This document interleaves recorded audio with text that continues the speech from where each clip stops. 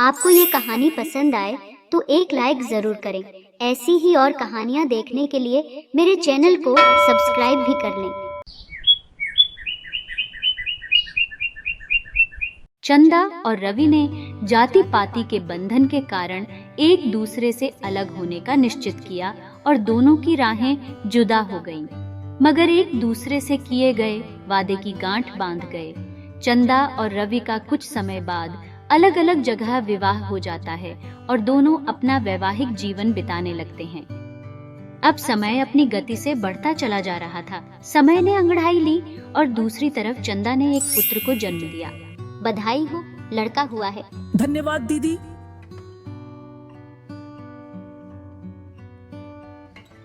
Doctor साहब क्या हुआ? बधाई हो सर, आपके घर भगवान कृष्ण पधारे हैं। लड़का हुआ है, लड़का।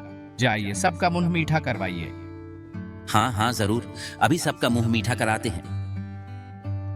डॉक्टर से इतना कहकर चंदा का पति सुरेश चंदा के पास जाकर देखता है तो उसके पुत्र का रंग काला था। वहीं दूसरी ओर रवि की पत्नी सरिता ने एक बहुत ही सुंदर सी राधा रानी जैसी लड़की को जन्म दिया। बधाई हो, आपके घर राधा रानी आई है। बहुत सुंदर लड़की को जन्म दिया है आपने। सरिता यह सुनकर प्रसन्न हो जाती है और तभी रवि सरिता के पास आ जाता है और बेटी को अपने हाथों में उठा लेता है। शुक्रिया सरिता, आपने हमें बहुत ही सुंदर बेटी दी। धीरे धीरे समय बीतता जाता है। इधर रवि की लड़की बड़ी हो रही थी और उधर चंदा का बेटा जवान हो रहा था। वक्त अपनी गति से गुजर रहा था। तभी चंदा एक दिन अपने पीहर आती है और साथ में अपने बेटे को भी लाती है।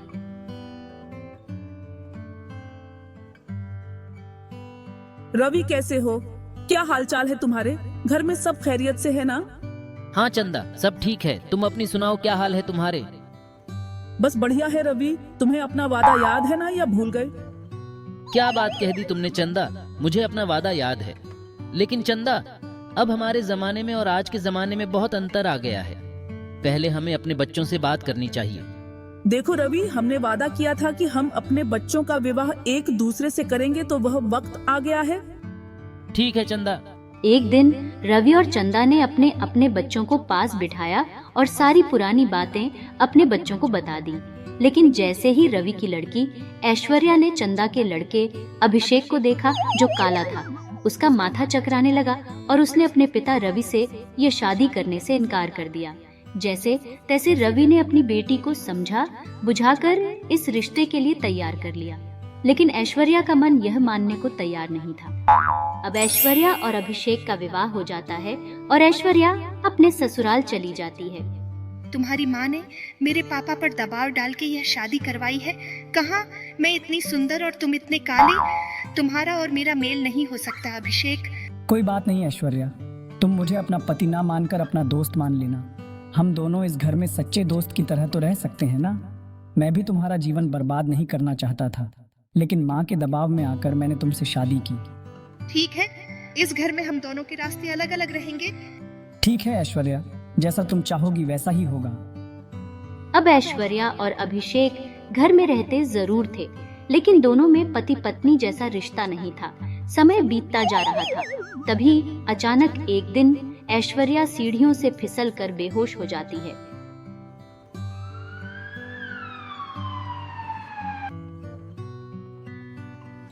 मुझे यहाँ हॉस्पिटल में कौन लेकर आया?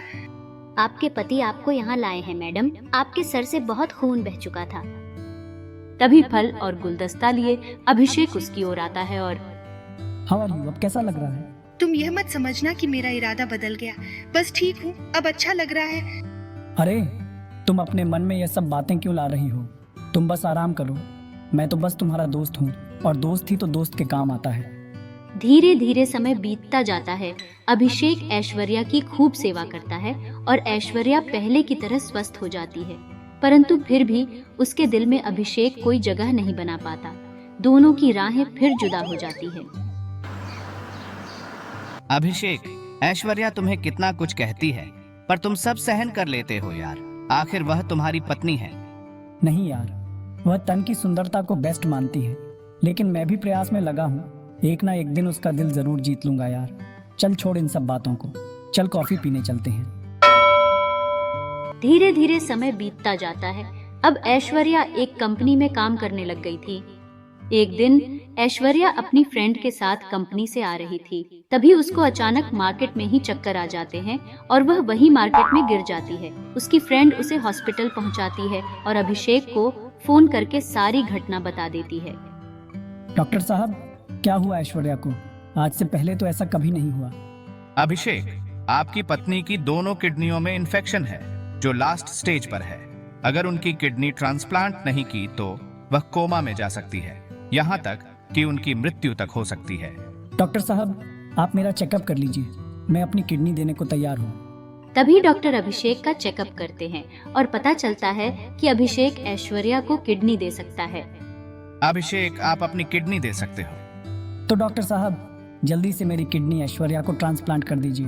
कुछ समय बाद जब ऐश्वर्या और अभिषेक को होश आ जाता है, ऐश्वर्या अपने पिता रवि से पूछती है, पापा, मुझे क्या हुआ है? मैं यहाँ कैसे आ गई? मैं तो मार्केट में थी। बेटी, तुम्हारी दोनों किडनियों में खराबी आ गई थी और डॉक्टर ने तुम्हें नई किडनी लगाई है। किडनी? लेकिन मुझे किडनी किसने दी? जरूर पापा आपने ही दी होगी। नहीं मेरी बेटी, हमारी किडनी तो तुमसे मैच ही नहीं हुई। फिर पता चला कि अभिषेक ने बिना किसी को बताए तुम्हें अपनी किडनी दी है। अभिषेक ने मुझे किडनी दी है पापा, और मैं अपनी सुंदरता के कारण उसे बार बार अपमानित कर रही थी। मैं अभिषेक से मिलना चाहती हूँ पापा। मैंने हर समय तुम्हारा अपमान किया और तुमने अपनी किडनी मुझे दे दी। चाहते तो तुम भी बदला ले सकते थे, पर तुम स्वार्थी नहीं हो। मैं अपनी खूबसूरती के घमंड में अंधी हो गई थी, जो तुम्हारे साफ स्वच्छ मन को ना जान पाई। मुझे माफ कर दो अभिषेक। बच्चों, सच्चा प्रेम तन की सुंदरता से नहीं होता, असली प्रेम तो मन की सुंदरता से होता है। इस तरह उन्हें इस अजब गजब लव का आगाज होता है और दोनों के प्यार भरे सुखी जीवन की शुरुआत हो जाती है।